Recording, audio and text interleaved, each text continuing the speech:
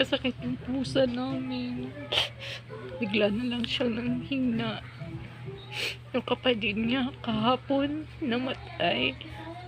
Tapos simula nang tinabihan siya ng kapatid niya, ayun, nanghina na rin siya. Feeling ko nahawaan siya ng kapatid niya rin na namatay. Ang sweet pa niya nito guys, nung nakarang gabi bago siya nanghina, bago siya nagkasakit.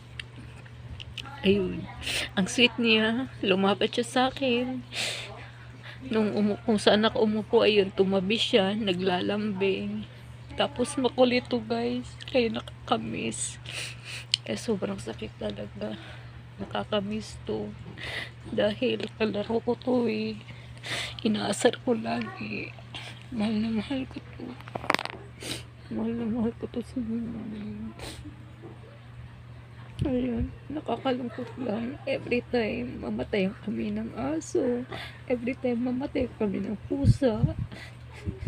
Kasi pamilya na rin kasi sila, kaya sobrang sakit talaga mawala sila. Lalo na to, itong pusang to, grabe, ang sobrang kulit niya. Kalaro.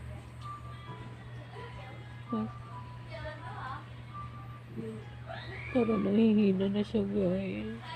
Naghahabol na siya ng hininga niya. Ming, laban Ming. Please Ming. Ming, laban Ming. Naghahabol na siya ng hininga niya.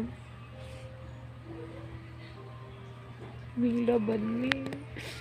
Naglagkom niya ating Ming yun siya guys.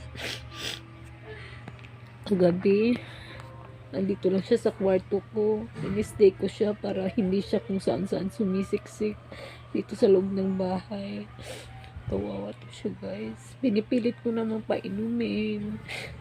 Pinipilit ko siya kainin.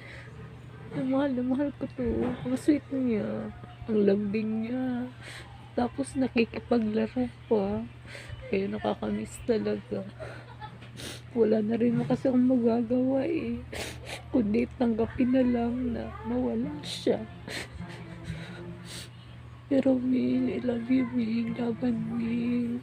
Pinakipray ko talaga to na sana gumaling siya. Pero kung nahihirapan na siya, naiintindihan ko Ming. Mahal na mahal kita Ming. Mahal na mahal kita Ming. Laban Ming. Laban Ming.